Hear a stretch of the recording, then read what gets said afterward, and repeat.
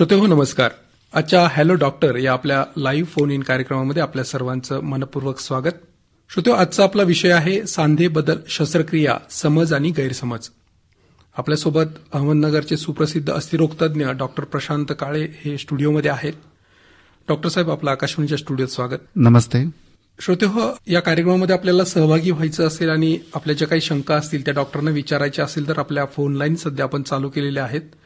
0241 हा आपला code number आहे आणि 2423471 आणि 2423672 या दूरध्वनी क्रमांकावर आपण संपर्क करून आपल्या ज्या काही अडीअडचणी आहेत, शंका असतील ते आपण डॉक्टरांना विचारू शकता. डॉक्टर साहेब, सुरुवातीला आपण जर शरीराचा विचार केला तर आपल्या शरीरामध्ये अनेक सांधे असतात आणि वयोमानाने म्हणा किंवा काही ऍक्सिडेंट जर झाला तर या सांध्यांच्या हालचालींवरती किंवा उठण्या बसण्यावरती काही मर्यादा येतात.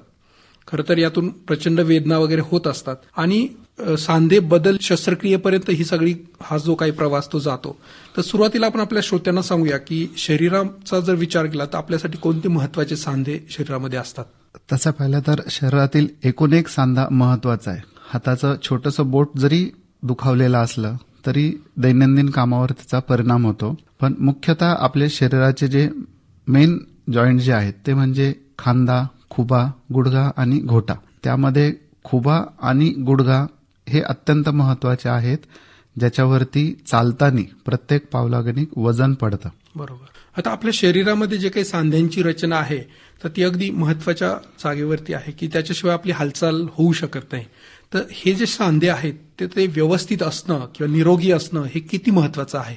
सांधे व्यवस्थित असले म्हणजे जर स्केलेटली जर बॉडी फिट असेल तरच आयुष्य चांगले राहतं. जी क्वालिटी ऑफ लाईफ असते ती सांधे व्यवस्थित असले तर ती व्यवस्थित राहते. म्हणजे तुम्हाला करिअरमध्ये काही अडचणी येत नाही. सपोज करिअर नंतर जी काही रिटायर्ड लाईफ असती त्यामध्येही जर तुमचे सर्व सांधे व्यवस्थित असतील तर तुम्हाला सेकंड इनिंग्समध्ये ट्रॅव्हलिंग म्हणा, टुरिझम म्हणा किंवा तुमचे दैनंदिन कामं, इंडिपेंडंट लिव्हिंग, म्हणजे आपण परदेशात बघू शकतो की वयाच्या 80-90व्या वर्षापर्यंत तिथले जे काही सिनियर सिटीजन्स आहेत ते सर्व कामं स्वतःहून करतात, ते दुसऱ्यावर अवलंबून नसतात. तर एक क्वालिटी ऑफ लाईफ तुमची प्रचंड चांगली असते जर सांधे व्यवस्थित असले तर. खरं तर खूप चांगला मुद्दा तुम्ही मांडला की क्वालिटी लाईफ आपल्याला जर पाहिजे असेल तर आपल्या शरीराचे जे काही सांधे आहेत त्यांचं जी काही काळजी आपण पूर्ण आयुष्यभर तिथं घेतली गेली पाहिजे. पण जेव्हा अशी एक अवस्था येते की आता सांधे बदल शस्त्रक्रिया आपल्याला करायची गरज पडणार आहे किंवा ही गरज का पडते, नेमकी कशासाठी? सांधे बदल शस्त्रक्रिया ही ज्यावेळेस सांधे निकामी होतात, सांध्यावरचं जे एक आवरण असतं, गुळगुळीत आवरण जे असतं ज्याला आपण कार्टिलेज म्हणतो, ते ज्यावेळेस डॅमेज होतं, काही कारणाने खराब होतं आणि तुमचा सांधा नैसर्गिकरित्या काम करण्याचं बंद करतो, उठता बसता चालता फिरता जर त्याला त्रास होत असेल तर अशा वेळेस सांधे बदल शस्त्रक्रिया करावी लागते. आता एखादा रुग्ण आहे जेव्हा तुमच्याकडे पहिल्यांदा येतो की त्याचा कुठला तरी सांधा गुडघ्याचा असेल किंवा घोट्याचा असेल किंवा खुब्याचा असेल किंवा आपण शोल्डरचा जरी म्हटलं तर याचं काहीतरी दुखणं असतं आणि मग ते जे काही पेन आहे तर ते घेऊन तो आपल्याकडे येतो. तर आपण ही जी काही सांधे दुखण्याची प्रक्रिया आहे तिथपासून तर अगदी सांधे बदल शस्त्रक्रिया व्हायची आहे, तर हा सगळा प्रवास नेमका कशा पद्धतीने असतो? सर्वप्रथम ज्यावेळेस पेशंट ओपीडीला येतो आपल्याला दाखवायला तर त्याची मुख्य तक्रार वेदनाच असते की प्रचंड त्रास होतोय किंवा चालताना दुखतोय. पण त्याची सुरुवात व्हायला कमीत कमी 5 ते 10 वर्षाचा कालावधी जातो सर्वसाधारणपणे, जर दुसरे काही अडचणी नसतील तर सुरुवात अशी होऊन जाते की मांडी घालताना थोडा त्रास होतोय किंवा पायऱ्या चढता उतरताना त्रास होतोय किंवा वरती हात वर करताना खांदा दुखतोय. तर हा त्रास असा हळूहळू सुरू होतो. मग अशा वेळेस पेशंट फिजिओथेरपी करतो किंवा काही पेन किलर मेडिसिन्स घ्यायला सुरुवात करतो. ऑन अँड ऑफ त्रास होत राहतो. बरेचसे लोक काही मॅजिकल रेमेडी मिळते का, कोणीतरी सुचवतं की हे औषध आहे, हे घेतलं की सगळे सांधे बरे होऊन जातात, तर त्याच्या मार्गाला लागतो.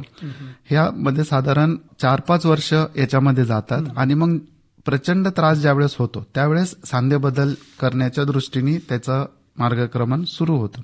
बरेचसे लोक जे सुरुवातीला थोडा त्रास असतो, ज्यांनी चांगली फिजिओथेरपी घेतली, आसनं, योगासनं, आयुर्वेदामध्ये जे काही उपचार दिलेले तेही घेतलेत, तर त्यातले बरेचशा लोकांचे जे काही आर्थरायटिस प्रोग्रेशन आहे तर ते थांबतं आणि त्यांचे सांधे पूर्ण आयुष्य त्यांना विना तक्रार काम करता येऊ शकतात.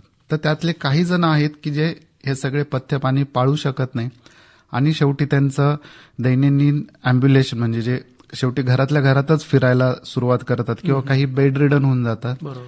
किंवा वेदनाशमक गोळी रोजच्या रोज घेण्याची गरज पडायला लागते. अशा परिस्थितीपर्यंत ते पोहोचतात. हा एक खूप महत्वाचा मुद्दा मांडला की वेदनाशामक गोळ्यांचा ओव्हर द काउंटर आपण बऱ्याचदा पाहतो की प्रत्येक जण जाऊन सेल्फ मेडिकेशन काहीतरी दुखतंय म्हणून पटकन जाऊन एक गोळी आणि रिलीफ भेटला. तर हा रिलीफ कुठपर्यंत राहू शकतो आणि त्याचा साईड इफेक्ट काय होऊ शकतो? वेदनाशमक गोळ्या पेन किलर्स हे फक्त जोपर्यंत त्यांची 8 किंवा 12 तास त्यांची जी काही लाईफ स्पॅन आहे, ड्युरेशन आहे ऍक्शनची, तेवढ्या वेळेस रिलीफ देतात. ती काही ट्रीटमेंट नाहीये, ती फक्त एक सिम्प्टोमॅटिक रेमेडी आहे की तुम्हाला आत्ता त्रास होतोय तर तुम्ही ही टॅबलेट खाऊन तुम्ही 12 तास निश्चिंत राहू शकता. परंतु रेग्युलरली जर तुम्ही खायला लागले तर त्याचे जे साईड इफेक्ट आहे, प्रत्येक इलाजाचे प्रत्येक टॅबलेटचे साईड इफेक्ट आहेत, तर त्यांनी तुमच्या शरीरावरती दुष्परिणाम होतो. किडनी, लिव्हर, हार्ट सगळ्या गोष्टीवर त्याचा परिणाम होतो. गॅस्ट्रायटिस होतो, पोटाचे अल्सर घेऊन येतात काही पेशंट की जे रोज रेग्युलर अॅनाल्जेसिक खातात आणि शेवटी एक अशी वेळ येते की त्या टॅबलेटचाही तुम्हाला काही फरक होत नाही. त्यामुळं शक्यतो अॅनाल्जेसिक्स कमीत कमी खावे. रोज अॅनाल्जेसिक खाण्याची जर गरज पडते म्हणजे तुमचा इलाज पूर्णपणे चुकीच्या मार्गाला आहे, तुम्ही टॅबलेट डिपेंडंट होऊ राहिले, ते काही योग्य नाही. आता आपले बरेचसे रुग्ण असतात तर सांधेबदल शस्त्रक्रियेबद्दल समाजामध्ये अनेक गैरसमज पसरलेले असतात आणि ह्याच्यात एक महत्वाचं असं एक म्हणलं जातं की जे काही या सांधेबदल शस्त्रक्रिया आहेत तर त्याचा जो सक्सेस रेट आहे, यशस्वी होण्याचं प्रमाण जे आहे तर ते कुठंतरी कमी आहे. तर याच्याबद्दल तुम्ही काय मार्गदर्शन कराल? एकदम चांगला प्रश्न विचारलाय आपण. आजचा जो काही विषय निवडलाय, समज आणि गैरसमज, तर समाजामध्ये सांधेबदलाबद्दल प्रचंड गैरसमज आहे. अनेक वर्षाच्या जे काही लोकांकडून सांगण्यात येत आहे त्याच्यामुळे हे गैरसमज अजून प्रचलित होऊन गेलेले आहेत. परंतु आता सायन्स खूप पुढे गेलेले आहे. जॉईंट रिप्लेसमेंट तसं 1970-80च्या दरम्यान सुरू झालं होतं.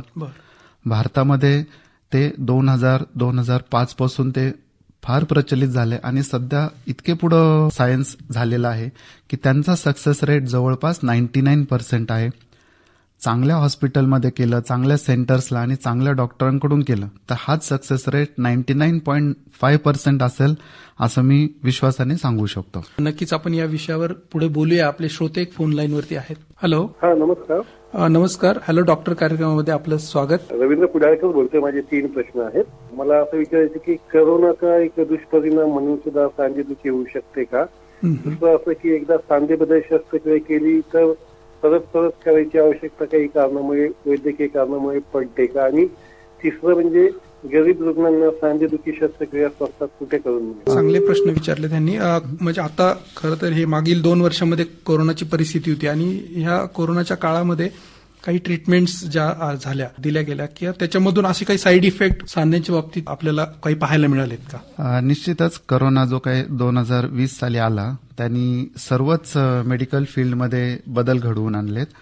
कोरोनानी मुख्यतः हिप जॉईंट्समध्ये डॅमेज होण्याचं प्रमाण वाढलेलं आहे. बाकी सांध्यांमध्ये फारसं काही त्याचं प्रमाण दिसलेलं नाहीये, पण हिपमध्ये जे काही अवॅस्क्युलर नेक्रोसिस आहे तर ऑलमोस्ट प्रत्येक आठवड्याला आम्ही एक पेशंट बघतोय की ज्यांचे हिप जॉईंट खराब झालेत. यंग पेशंट आहेत, दुसरे काही आजार नाही, कुठला अस्थमा नाही किंवा स्टेरॉइड नाही, अपघात नाही, फक्त मागील 1-1.5 वर्षामध्ये कधीतरी कोरोना झाला होता आणि त्याच्यानंतर त्यांचे सांधे दुखायला लागले. एक्सरे, MRI करून निदान झालं की हिप जॉईंट डॅमेज झालेले आहेत, खूप डॅमेज झालेले. तर कोरोनामुळे निश्चितच हिप जॉईंटवर त्यांचे परिणाम दिसून येऊ शकतात. आता ते कोरोना व्हायरसमुळे आहेत की जी काही ट्रीटमेंट देण्यात आली होती त्यावेळेस त्यामुळे आहे, याच्यावर अजून निश्चित ठरलेलं नाहीये. पण कोरोनामुळे सांधेदुखीचं प्रमाण खुब्यामध्ये निश्चितच वाढलेलं आहे. दुसरा त्यांचा प्रश्न होता की रिव्हिजन सर्जरीज करावे लागते का? शेवटी ही एक कृत्रिम रचना आहे, नैसर्गिक रचना नाहीये. एक वस्तू आहे, कृत्रिम वस्तू आहे, ती दैनंदिन कामामुळे, दिवसागणिक वापरामुळे ती निश्चितच डॅमेज व्हायला सुरुवात होते. पण आजकाल आपले खूप चांगले सांधे उपलब्ध आहेत, त्यांच्यामधलं टेक्निक वाढलेलं आहे. आता त्यांच्यामध्ये आपण हाय डेन्सिटी पॉलिमर वापरतो, व्हिटॅमिन ई त्याच्यामध्ये ऍड केलेला आहे. त्यामुळे त्यांची जी काय रेग्युलर जी लाईफ आहे ती 20 to 40 इयर्स पर्यंत आहे. परंतु काही कारणामुळे जर रिव्हिजन सर्जरी करण्याची गरज पडली तर त्याचीही टेक्निक खूप चांगली वाढलेली आहे. कॉस्ट निश्चितच थोडीशी जास्त पडते रिव्हिजन सर्जरीला, परंतु परदेशातले जे काही, आता मी आयर्लंडला ज्यावेळेस गेलो होतो तर त्यावेळेस मी 90 वर्षाचे एक गृहस्थांना भेटलो होतो जे स्वतःहून एका दुकानामध्ये काम करत होते, वॉकर नाही, काठी नाही. आणि त्यांना ज्यावेळेस समजलं की मी जॉईंट रिप्लेसमेंट सर्जन आहे तर त्यांनी स्वतःहून सांगितलं की त्यांचे दोन्ही गुडघे, दोन्ही खुबे रिप्लेस झालेले आहेत आणि त्यांच्यातला एक खुबा त्यांनी 3 वेळा रिप्लेस केलेला आहे. वयाच्या 50व्या वर्षी एक ऑपरेशन झालं, वयाच्या 80व्या वर्षी ऑपरेशन झालं आणि म्हणे मागील वर्षी म्हणजे वयाच्या जवळपास 90व्या वर्षी 3रं ऑपरेशन केलंय आणि ते सगळ्या ऑपरेशनवर खुश आहे. दैनंदिन इंडिपेंडंट लाईफ ते अजूनही जगते. त्यामुळे रिव्हिजन सर्जरी करावी लागू शकते, पण त्याला लिमिटेशन्स काही नाही. आपण समज गैरसमजाबद्दल बोलत होतो की असा एक मानलं जातं की शस्त्रक्रिया जेव्हा होते त्याच्यानंतर गुडघा वाकवणं किंवा मांडी घालून बसणं किंवा चालता फिरता येणं असं काही बंद होतं, तर असं काही आहे का? नाही, मुळातच ही शस्त्रक्रिया तुम्हाला नॉर्मल लाईफवर आणण्यासाठी आहे. शस्त्रक्रियेसाठी जे लोक येतात त्यांना व्यवस्थित चालता येत नसतं, व्यवस्थित उठता बसता येत नसतं, तर शस्त्रक्रियेनंतर तर निश्चितच चालता येतं. मी माझ्या सर्व पेशंटला सांगतो की तुम्ही एकदा ऑपरेशन केलं, तुम्ही वारीला जरी गेले 100-200 किलोमीटर तरीही काही हरकत येणार नाही. जो काही मुख्य प्रश्न असतो की मांडी घालता येईल का, तर मुळात हे ऑपरेशन मांडी घालण्यासाठी आपण करत नाहीये, व्यवस्थित चालता फिरता यावं यासाठी करतोय. मांडी घालणं ही शेवटी एक एक्स्ट्रीम मुवमेंट आहे. म्हणजे सर्वसाधारण जे काही नॉर्मल माणसं पण आहेत की जे कमी काम करतायत किंवा जे लठ्ठ आहेत त्यांना सुद्धा मांडी घालता येत नाही. त्यामुळे ऑपरेशन करून तुमचे जे आधी तुम्ही मांडी घालत नव्हते ज्यावेळेस तुम्ही तरुण होते, तर आताही तुम्हाला मांडी घालणं अवघड आहे. पण जवळपास 60 ते 70% पेशंटला मांडी घालता येते. चालता तर सर्वांनाच चांगलं येतं, नॉर्मल लाईफ जगू शकतात. इनफॅक्ट स्पोर्टिंग ऍक्टिव्हिटी सुद्धाही करता येते. म्हणजे आता जर जॉईंट रिप्लेसमेंटचा जर विचार केला तर खुबा बदली केल्यानंतर जे लोकांना टेन्शन येतं की मला मांडी घालता येईल का, मला चालता येईल का, तर आता विम्बल्डन चालू होतं. विम्बल्डनमध्ये अँडी मरे पार्टिसिपेट झाला होता. अँडी मरेचं हिप रिप्लेसमेंट झालेलं आहे आणि तो स्पर्धात्मक खेळाडू आहे. ऑपरेशन झाल्यानंतरही तो विम्बल्डन या सगळ्या इंटरनॅशनल लेवलची जी कॉम्पिटिशन आहे तिच्यामध्ये तो खेळतोय. खरं तर हे खूप प्रातिनिधिक स्वरूपाचं छान उदाहरण तुम्ही सांगितलं. आपले एक श्रोते फोन लाईनवरती आहे. हॅलो. नमस्ते. हॅलो डॉक्टर कार्यक्रमात स्वागत. कोण बोलताय? धन्यवाद डॉक्टर. चंद्रकांत रोखले. कुठून बोलताय? बाळवणीवर. आपला प्रश्न विचारा डॉक्टरांना. डॉक्टर साहेबांना मला विचारायचं होतं, कोरोना नंतर सांधेवाताचा आजार बळावू शकतो का, आणि जर बळावला असेल तर त्याला काय उपचार घेता येतील? नक्कीच आपण आपल्या प्रश्नाचं उत्तर घेऊया. खरं तर डॉक्टरांनी यासंबंधी अगोदर सांगितलं होतं की कोरोनामुळे नंतर काय काय त्याचे साईड इफेक्ट दिसायला लागले. त्यांचा प्रश्न सांधेवाताबद्दल आहे. तर कोरोनामुळे खुबा खराब होतं हे आपण आता थोड्या वेळापूर्वी सांगितलंच आहे. कोरोना तसं पाहिलं तर हे एक प्रकारचं व्हायरल इन्फेक्शन आहे. तर व्हायरल इन्फेक्शन नंतर काही प्रमाणात बॉडी इम्बॅलन्स होतो, तर ते बॉडी बॅलन्समध्ये जर तुम्ही आणली तर त्याचे काही फारशी अडचण येणार नाही. यासाठी तुम्ही जे अल्टरनेटिव्ह ट्रीटमेंट मोडॅलिटीज आहेत की फिजिओथेरपी आहे, योगा प्राणायाम आहे, चांगली डाएट आहे, आयुर्वेदिक ट्रीटमेंटबद्दल विचारतात तर आयुर्वेदामध्ये जे आहाराबद्दलचे जे काही सल्ले आहेत त्या दृष्टीने जर आहार घेतला तर निश्चितच तुमची जी काही सांध्याची जी काही कंडिशन आहे ती चांगली राहणार आणि फारसा काही कोरोनाचा तुमच्या सांध्यावरती अडचण येणार नाही. डॉक्टर साहेब, आपल्याकडे डायबिटीज आणि हाय ब्लड प्रेशर असणारे पेशंट सुद्धा जास्त आहेत आणि त्यांच्यामध्ये एक असा गैरसमज असतो की ज्यांना डायबिटीज आहे, बीपी आहे, लठ्ठपणा आहे, तर अशा व्यक्तींवरती या सांधेबदल शस्त्रक्रिया होऊ शकत नाही. तर हे कितपत यामध्ये तथ्य आहे? नाही, एज ऑपरेशनमध्ये काहीही मॅटर करत नाही. 18 वर्षापासून ते 90 वर्षापर्यंत, 100 वर्षापर्यंतही आपण रेग्युलरली ऑपरेशन करतो. त्यामुळे जे सिनियर सिटीजन आहे, युजली सिनियर सिटीजनमध्येच हे ऑपरेशन केले जातात, खास करून गुडघे बदलायचे. आणि सध्या वैद्यकीय क्षेत्र इतके प्रगत झालेले आहेत की ज्या गोष्टी आधी करता येत नव्हत्या, की ज्यांना जास्त बीपीचा त्रास आहे, शुगरचा त्रास आहे, वय जास्त आहे, दमा आहे, अशा पेशंट ऑपरेशन करायला धोका असायचा. पण आता सध्या भूलतज्ञ, आयसीयू केअर इतकी चांगली झालेली आहे की 90 वर्षाच्या गृहस्थांचे आपण विश्वासाने ऑपरेशन करू शकतो. कॉम्प्लिकेशन्स फारसे येत नाही. आपले एक श्रोते आहेत फोन लाईनवर. हॅलो. भोवर बोलतो, मनोली तालुका संगमनेर. आपला प्रश्न विचारा डॉक्टरांना. हा विचार हे ना, आपलं आहे ना पाठीला आहे ना चमक भरती, हा तेच विचारायचं. नक्कीच आपण आपल्या प्रश्नाचं उत्तर डॉक्टरांकडून घेऊया. कार्यक्रमात सहभागी झाला धन्यवाद. खरं तर आपण सांधेबद्दल यावरती बोलतोय आणि त्यांचा प्रश्नही थोडासा वेगळा आहे, पण रिलेव्हंट आहे की पाठीमध्ये चमक वगैरे भरण्याची काय कारणं असू शकतात. आता आपण सांधेबद्दल बोलतोय, तर बऱ्याच वेळा काय होतं, ज्यावेळेस एखादा शरीरातला सांधा खराब होतो, खुबा किंवा गुडघा, तर त्याचा परिणाम बाकी सांध्यांवरही होतो. त्यामुळं बऱ्याचशा वेळा लोक बॅकएकची कंप्लेंट घेऊन येतात की पाठ दुखती, पाठीत चमक भरती, पण त्यांचा खुबा खराब झालेला असतो. त्यामुळं ऍक्च्युली चांगल्या डॉक्टरांकडून सल्ला घेतलेलं योग्य राहील की कारण काय आहे चमक भरण्याचं, आणि त्याच्यासाठी योग्य तो इलाज चालू करता येईल. अजून एक आपले श्रोते आहेत फोनवर. हॅलो, हॅलो डॉक्टर बाळासाहेब तांबे बोलतो. कुठून बोलताय तांबे साहेब? नमस्कार. आपला प्रश्न विचारा डॉक्टरांना. हे काय आहे, गुडघा आहे ना थोडा चमकतो बघा. बर, हे चमकतो चालतं. चालताना त्यांचा गुडघ्यामध्ये चमक आहे. आपलं वय काय आहे तांबे साहेब? 45. 45. तुम्ही एखाद्या जवळच्या डॉक्टरांना दाखवून घेतलं पाहिजे की का बरं चमक भरतीये, कारण का 40-45 एज तसं पाहिलं तर यंग एज आहे, ज्यामध्ये सांधे डॅमेज होण्याचं प्रमाण फार कमी आहे. तुम्ही शक्यतो एक्सरे करून आणि जवळच्या डॉक्टरांचा सल्ला घेऊन पुढचा इलाज नीट केला पाहिजे. सांधे तुमचे जे काही गुडघेदुखी आहे ती निश्चितच बरी होईल. नाही त्याला उपाय काय करावा? त्याच्यासाठी आपल्याला एकदा तपासून बघावे लागेल, एक्सरे करून घ्यावे लागतील. फक्त सांधे किंवा गुडघे दुखतायत ह्या एका निकषावर आपल्याला इलाज नाही ठरवता येत. तांबे साहेब, आपल्या जे काही जवळचे जे काही तज्ञ डॉक्टर असतील त्यांच्याशी संपर्क साधा आणि जे काय आहे तर ते त्यावरती पुढचे उपचार आपण करू शकता. डॉक्टर साहेब, सांधे बदल शस्त्रक्रियेमध्ये खर्च जो आहे तर तो एक मुख्य घटक असतो.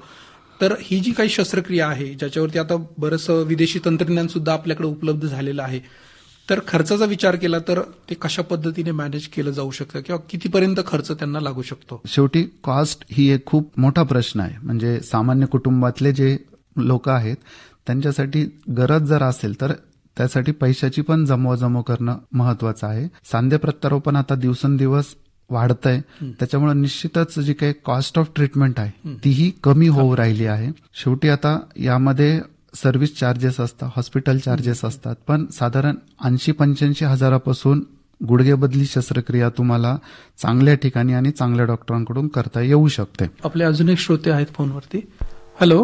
हॅलो बटुळे सर, नमस्कार, शुभ सकाळ. आपला प्रश्न थोडक्यात विचार, आपला वेळ संपत आलाय. हो हो हो, मी यवतमाळहून संतोष खडसे बोलतोय. हा, आपला प्रश्न थोडक्यात विचारा लवकर. हो हो, डॉक्टर साहेबांना आमचा नमस्कार.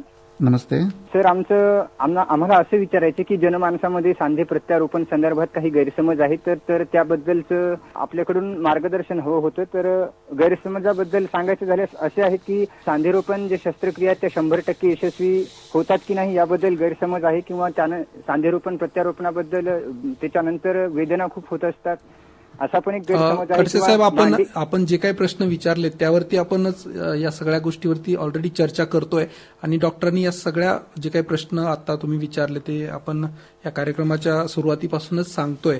खरं तर आपण आता शेवटच्या टप्प्यामध्ये आहोत. डॉक्टर साहेब, जाता जाता सांध्यांची झीज होऊ नये यासाठी नागरिकांनी, श्रोत्यांनी काय केलं पाहिजे? कुठल्याही डॉक्टरांना जॉईंट रिप्लेसमेंटचा सल्ला देणं आवडणार नाही, कारण का शेवटी ही एक मेजर सर्जरी पडते. ती जर टाळता आली तर निश्चितच टाळली पाहिजे. तर यासाठी आपल्याला जे काही मुख्य कारणं आहेत सांधे खराब होण्यासाठी ते म्हणजे ओबेसिटी, लठ्ठपणा, किंवा सध्याची जी काही लाईफस्टाईल आहे की चालणं कमी आहे, एक्सरसाइज कमी आहेत, तर लठ्ठपणा नियंत्रणात ठेवा, एक्सरसाइजवर भर द्या, आहारावर भर द्या. व्हिटॅमिन डी, कॅल्शियम, प्रोटीन्स यांच्या कमतरतेमुळेही शरीर कमजोर व्हायला लागतं. सांध्याचं जे काही कार्टिलेज आहे ते कमजोर व्हायला लागतं.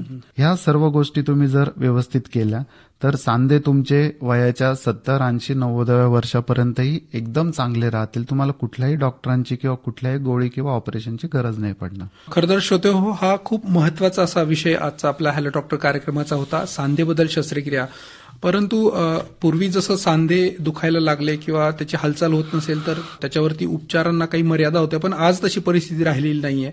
आज विदेशात जे तंत्रज्ञान आहे ते आपल्या अहमदनगर मध्ये सुद्धा उपलब्ध झालेलं आहे.